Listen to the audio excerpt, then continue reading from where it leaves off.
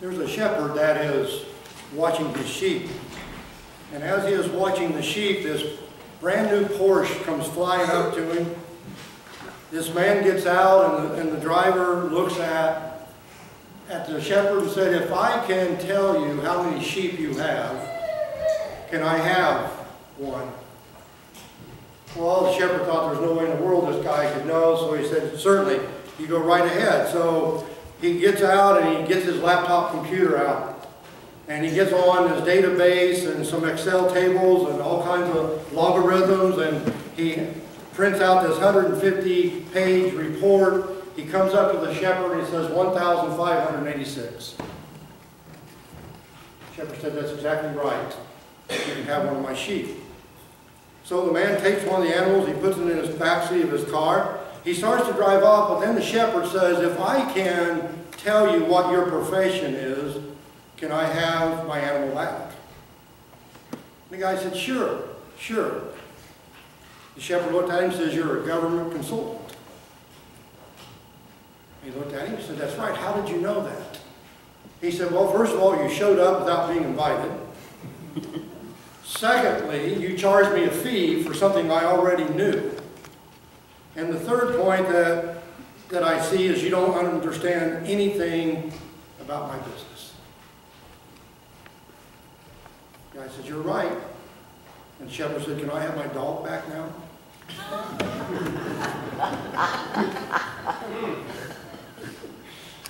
We're going to talk about shepherds, the shepherd, and sheep today.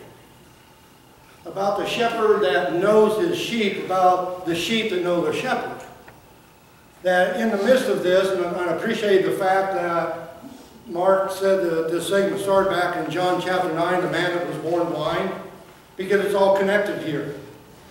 That Jesus heals this man in John 9, that he is no longer blind, and there's this big discussion, if you remember from last week's message, about this man not being blind anymore, and the Pharisees having a problem with it, and all the big argument. And in the midst of all of this, what happens to the blind man is he is kicked out of the synagogue.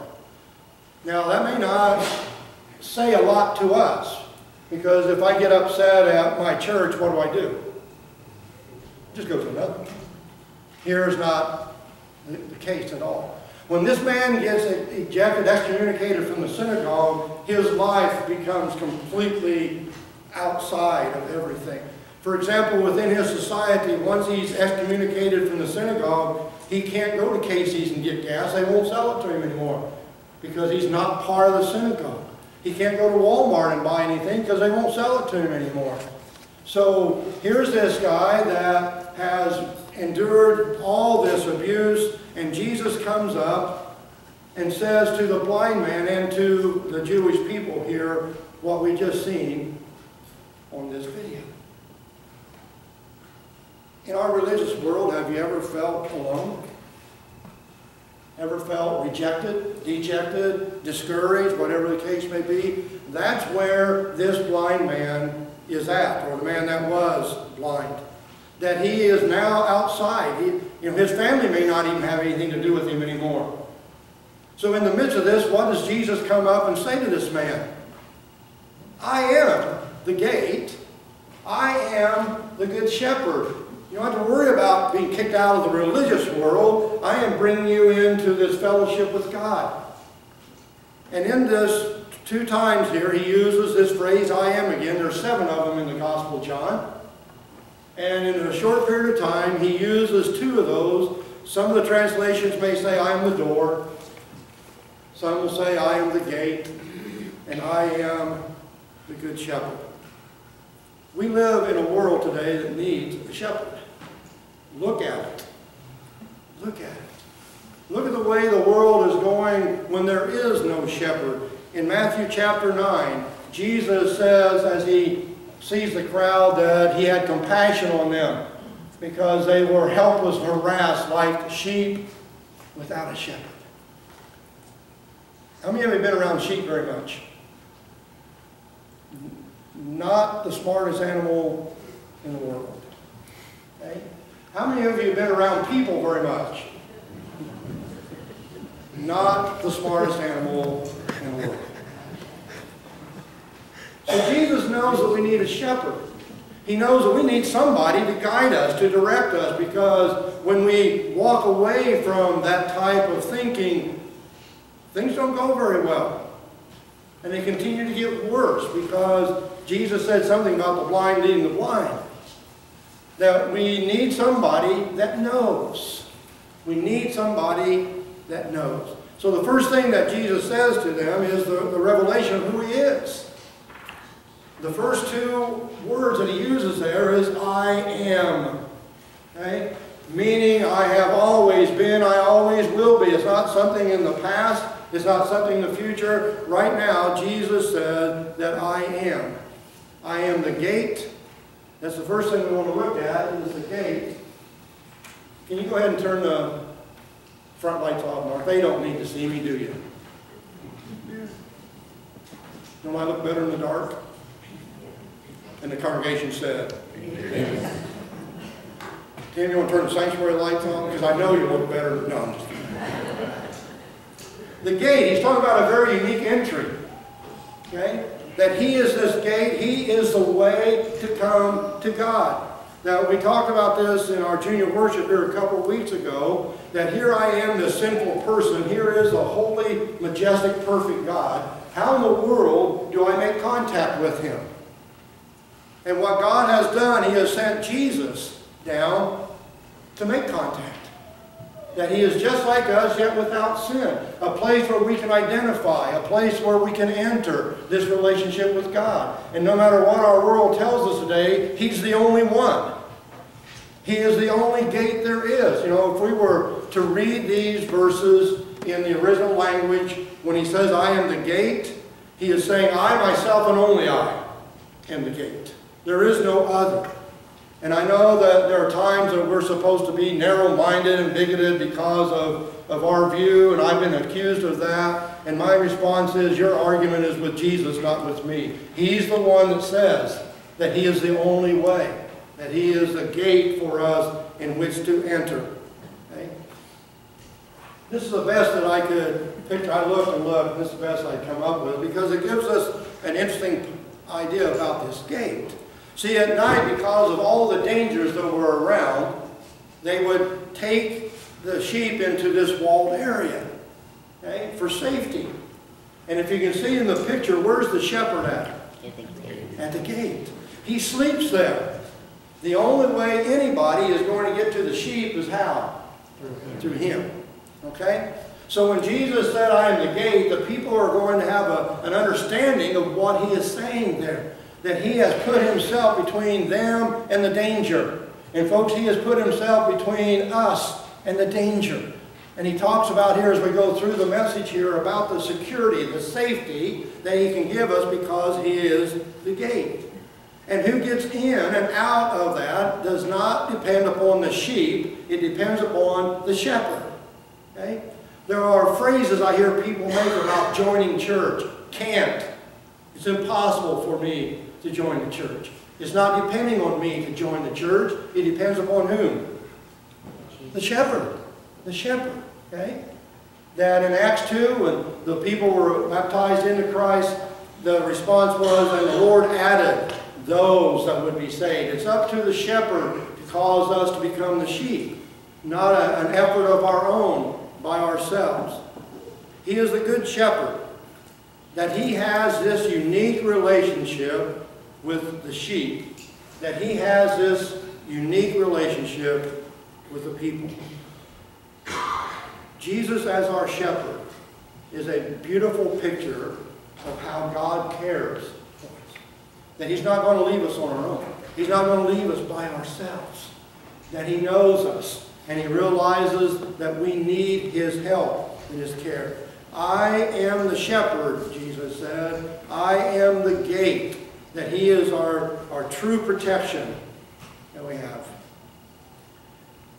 And then as the Pharisees are standing there and the blind man that is standing there, it's interesting that the man that was blind can see, and those that say that they can see are blind.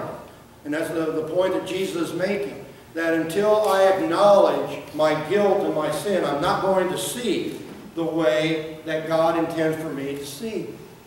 So he says to his disciples, to the Jews, to everyone there, is that he is recognized by the sheep, and he recognizes his sheep.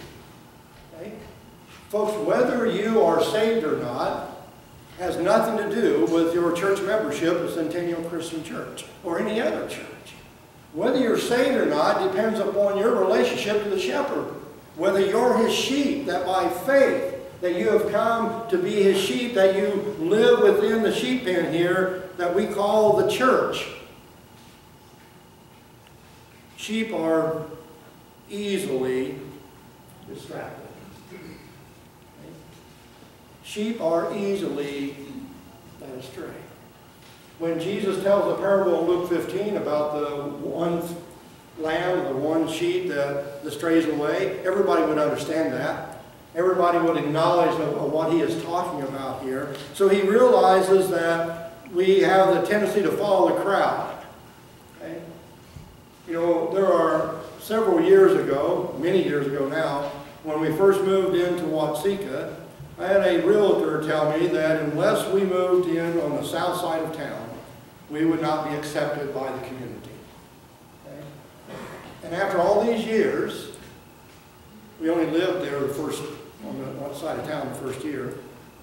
But through all those years, it's come to, and watching our society, I decided I don't want to fit in with what's going on in our world. I'm not going to be a part of what's going on, okay, in the world in which we live. I was talking to a couple the other day that they had received this invitation to a wedding, and in the wedding it said, no children allowed. And I said, you know what that means, don't you? And they said, what's that? I said, the adults are going to be doing things that are embarrassing. They're going to be doing things that, and I said to them, you know, if I got an invitation to go to a wedding and said my children, my grandchildren weren't invited, I wouldn't be going either. Okay? So we live in this world that is just going the wrong direction. Just going the wrong direction. And that's what happens with sheep. But eventually, the sheep learn to recognize the voice of the shepherd. And then they learn to follow the true shepherd. Anybody know who that is? FDR, Franklin Delano Roosevelt. President of the United States. And there came a point in time, I don't know how many times the President of the United States has to stand up and greet people, foreign envoys, big shots in our country, wherever. But he got so tired of it that he always had to have this presidential smile, always a presidential handshake. So in one particular time, it was a huge, huge gathering of all types of foreign diplomats, that he stood at the entrance line, shook hands with people, and each one that went by, he said, I murdered my grandmother this morning. And more times than not, the response was, keep up the good work. Except for this one foreign diplomat, that when he went through the line, FDR said, I murdered my grandmother this morning, and he said, I'm sure she deserved it.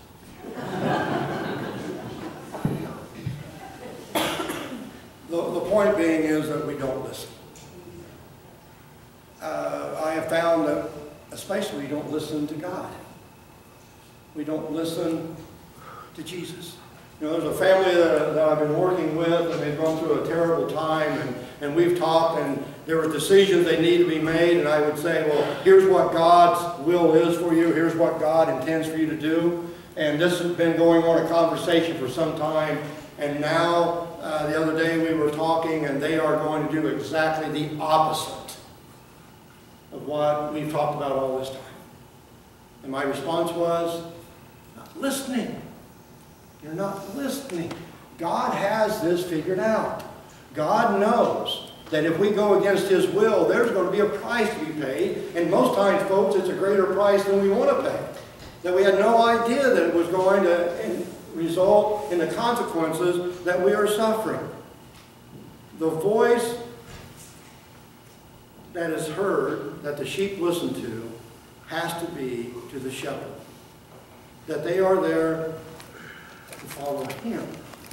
To follow him. That he goes with us. He goes before us. He has walked this way before. And see, folks, I'm not sure what's going on in your life right now, but we have never been in this position before in our lives. Right? No matter what it is, it's never been August the 12th, 2012 before. We've never lived this day of our life before. Wouldn't it be neat to rely upon somebody who has? That has walked the way we're walking, understands what we're going through, and keep us from going the wrong direction to create a lot of problems for us. Now, the question is, can I ignore the shepherd's voice and still be one of the sheep? Now, the answer biblically is what? No. But in our world, the answer is, well, sure. I go to church on Sundays. I'm a Christian. I don't want this to interfere with my life. You know, I want to do what I want to do. But can I possibly be a sheep if I'm not going to listen to what the shepherd has to say? Do I listen to the voice of the shepherd? Am I following him? See, the purpose in hearing his voice is to do what? Follow him, to obey. In Matthew 7 and the Sermon on the Mount, at the very end about the parable about the house on the rock and the house in the sand, he that hears these words of mine and puts them into practice is like the man that built his house on the rock. The one who hears these words of mine and does not put them into practice is like the man that built his house on the sand. Both of them heard. The difference was what? Obedience. Obedience. And see, it's so important for us to understand that the sheep know his voice, and they will follow him only. This is in Turkey, and there was two shepherds that were leading their flock together, and they happened to meet on the road. And when the two shepherds stopped to talk to each other, all the flocks of sheep got tangled up together. They just kind of drifted in there, and they were all in one great big flock now. And the visitor wondered how they were ever going to sort all that out. How would they ever get their sheep back? But he said when they stopped talking and they went on their way, the one shepherd just called out to his sheep to follow him. And all his sheep came out of the group and went with him. Why? They knew his voice. They knew who his shepherd was. And folks, we need to understand who our shepherd is. It is not the voice of the world. It is not the voice of philosophy. I'm sorry, it's not Oprah Winfrey or Dr. Phil, whoever else might be on TV. Ours is Jesus. That is the shepherd. That's who we listen to. And there may be a lot of people that are well-meaning in the statements they make. But one of the advantages I have as a minister is the fact that if someone says something that contradicts what Jesus has taught us, I know that it's a lie. I know that it's going to fail, and it's human wisdom. So we need to know what the shepherd's voice is. And the unique place that Jesus has for us is the fact that he died. The shepherd redeemed the flock. He died for them. He laid down his life for his sheep. Now, we may know our parents or whoever it might be that would lay down their life or die for us, but that number would be very few, wouldn't it? People that would actually, they might say they would, but when it came right down to it, would they? And that's because of a special relationship that they have with us. Jesus laid down his life for his sheep. He wants us and he shows us what it means to be a true shepherd, to care for their sheep. That for the sake of his flock, he was willing to put his life on the line. For us. See, that's still amazing to me. That it still boggles my mind. It's a small mind, right, Bob? I understand that, but it still boggles it. That through all these years, and the young people downstairs sometimes will just kind of look at me strange. They just, well, a lot of people do. But anyway, is the fact that I'm still as enthused about this as I am. Okay? That this Jesus would come to earth and die for me. That he was willing to put his life on the line. He knows me better than I know myself. And that just, to me, I just can't quite comprehend why he would do that. And it starts, and the word love is what this is about. And I start understanding what this idea of love really is then.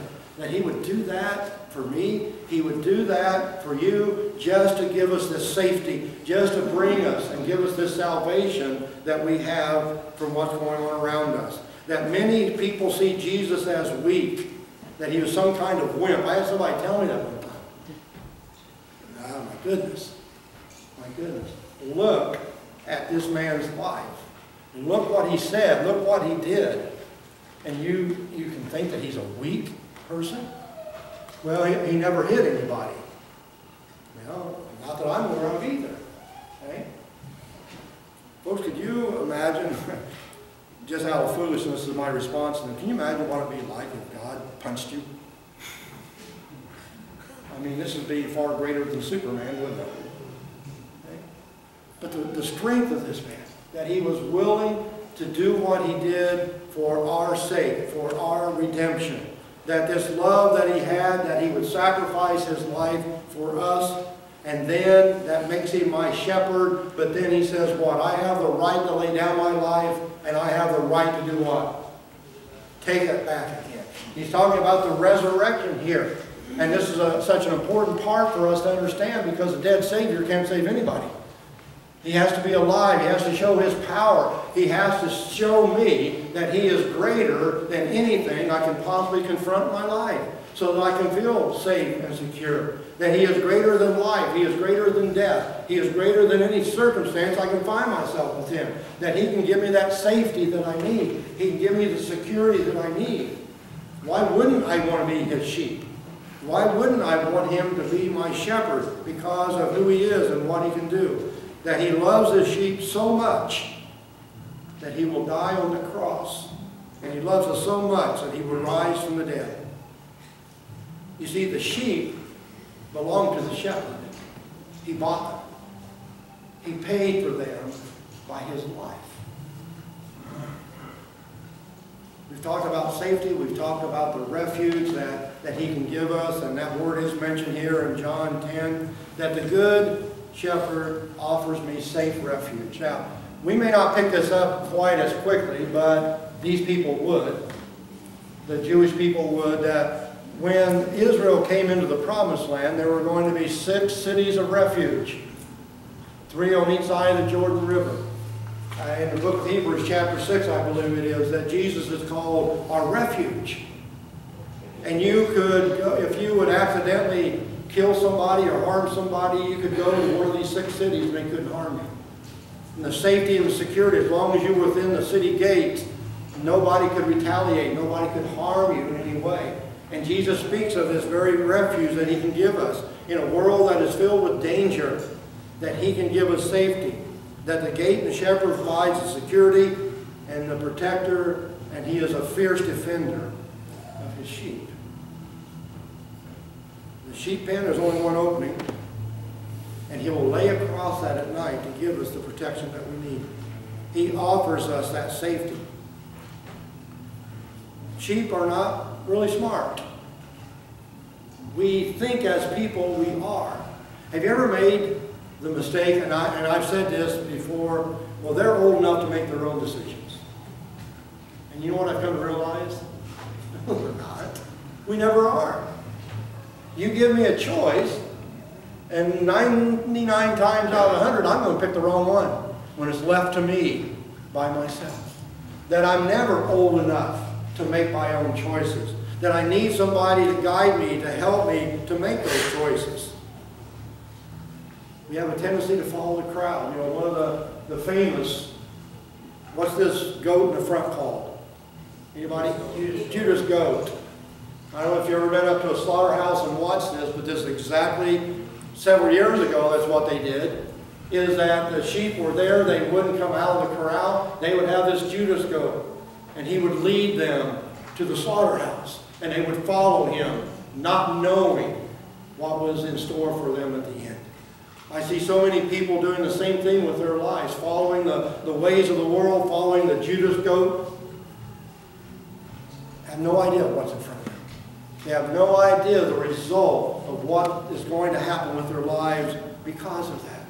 And Jesus has come to protect us from that He is the guide for us. I don't know if you saw this on the news or not. I don't know if you can make that out or not. But I forget exactly where the country was at. But they were tending the sheep, these shepherds were, and they decided to let them graze for a little bit while they went and they ate breakfast. They're still there watching. But all at once, one of the sheep fell over this cliff. And before the shepherds could react, 1,500 sheep followed that sheep over the edge of that cliff. Now, 450 of them died. Evidently, by the time those 450 hit, the others fell on top of them and didn't kill them and cushioned the fall. But 450 of these sheep died just following this one sheep to their destruction. Okay? Folks, if we are following the ways of the world, if we're following the direction the world wants us to go, that's exactly where we're at. The destruction is there before us. When and where, really not certain. So in the midst of all that danger, how many of you have ever disciplined your children? They'll say, "You don't love me." Okay? They get angry. They get upset. They say crazy things. How many of you did that when you were young? Because we have a church full of liars here. Okay? So when things happen to us, there are times we get angry at God, that God doesn't love us anymore, and all He is doing is He's trying to protect us from the danger that is in front of us. There was this tourist that was going through the fields of Israel, and he sees this little lamb laying there with a broken leg. And he goes over to the shepherd, and he says, "Boy, I'm so sorry about your lamb." And the shepherd looks up and says, "I broke his leg." "Oh, an accident?" "No, broke it on purpose." And he stepped back, the tourist did, and he said, "What kind of shepherd are you?" And he said, "I'm the kind of shepherd that loves my sheep. That this lamb was straying away. He was putting himself in danger. So I broke his leg so he couldn't." Folks, there are times that God is going to discipline because He loves us. Remember the 23rd Psalm? I don't know how we could preach on John 10 without thinking the 23rd Psalm. "Your rod and your staff, they comfort me." What did the shepherd do with his rod? Hit the sheep with it. Okay? What did he do with his staff? It had a hook on it. He would reach out and hook the sheep and drag it back to the flock. That's what David is saying to God. That's what he wants God to do. That in this 23rd Psalm, David writes that God would protect him, that God would give him comfort and peace. I mean, there's so much that I could say here that David was a man after God's own heart, but David went through some really difficult times in life. I don't know how much you know about David, okay? But he had 3 sons. He lost all 3 of them. 2 of them to violent deaths, one just a week old. And in the midst of this, he could write what? "The Lord is my shepherd." And he talks about how God is going to take care of him, how God is not going to forsake him. He's not going to leave him, but He will lead him. Your rod and your staff, they comfort. Okay? The word comfort means, in the Bible term of comfort, it means to put your arm around somebody's shoulder and walk with them. That God does not keep us from these things that we go through, but He's right there for us. And as the Good Shepherd, Jesus says that He will do the same. See, the overriding principle of John 10, the overriding principle of Psalm 23 is, I can't make it without the shepherd. I can't make it without the shepherd. That as a sheep, I need somebody to guide me and help me. There's a Sunday school teacher that decided to have her young children memorize the 23rd Psalm. So there was a little boy named Ricky, and boy, he was all excited about it, but he just could not memorize it. He tried and tried and tried. So when the day came that they were going to recite this, he was so nervous. And he couldn't even get past the first line. So finally he looks up at the Sunday school teacher and he says, "The Lord is my shepherd, and that's all I need to know." That's all we need to know. We'd be better off if that's all that we knew. That Jesus has come as the Good Shepherd. In verse 10, What does he say? I have come that you may have life and have it to the full. Okay? Now, there's not a one of us here today that does not want to have the best life they can possibly have, correct? I mean, how many of you are sitting here saying, I really don't care if I have an old, little, mediocre, simple life? No, we want the best life we can. Here it is. Here it is. That you may have life and have it to the full. That we could have the life that God intended for us to have if we'll just follow the shepherd. If we'll just let him guide us and lead us and quit thinking we know more about this than he does. Because what he has established here for us is this relationship between the shepherd and the sheep. That's what this is all about, is relationship. That Jesus has done this for us. The good shepherd knows his sheep. The good shepherd owns his sheep. And to know here means to have a very close intimacy. That God is not 1,000 miles away and just watching us. He is very close to us. Okay? That we sometimes blush, sometimes are embarrassed in the Bible when we see God describing his relationship to his people in sexual terms. You know, ooh, what's that all about? That's how close God desires to have his relationship with us. It is a very close, intimate relationship. He doesn't want us to see him as somebody that is an arm length away, because he's not. He is not. He owns his sheep. He knows his sheep. He wants this deeper relationship with his sheep. That's what we'll be looking at in the rest of the Gospel of John as we go through this. I know the shepherd. And if I don't, I'm not one of his sheep. There's the problem. There's the concern. I might be a church member, but if I don't know the shepherd and the shepherd does not know me, then I'm not one of his sheep. That I am, as a sheep, to have a lot of confidence and trust in this shepherd. He's the good shepherd. He's the perfect example of what a shepherd is to be. That he has this great love for us. He calls me by name. He knows each of us. He cares for us. He searches for us. He wants us safe within the flock. This is not about getting into the fold. This is about knowing the shepherd. You know, several years ago, there was this great orator that was going around with different pieces of literature that he was reciting. And he became quite famous with this, and he was quite good at what he was doing. So in one particular time, he was asked to recite the 23rd Psalm, and he did. He did a great job. The people stood up, they applauded, and in the midst of this applause, you could hear this sound. And there was this old guy, about 93 years old, with his cane walking down the aisle. He got up next to the orator with a lot of difficulty, and he turned and he recited the 23rd Psalm. And when he got done, there was no applause, but there wasn't a dry eye in the house either. And the orator turned to the old man and he said, you know, I know the psalm. He knows the shepherd. That's what this is about, is knowing the shepherd. To know him as the good shepherd changes our lives.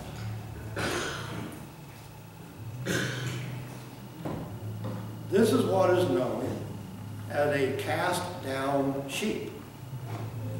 I remember Steve Urkel. Anybody remember that TV show?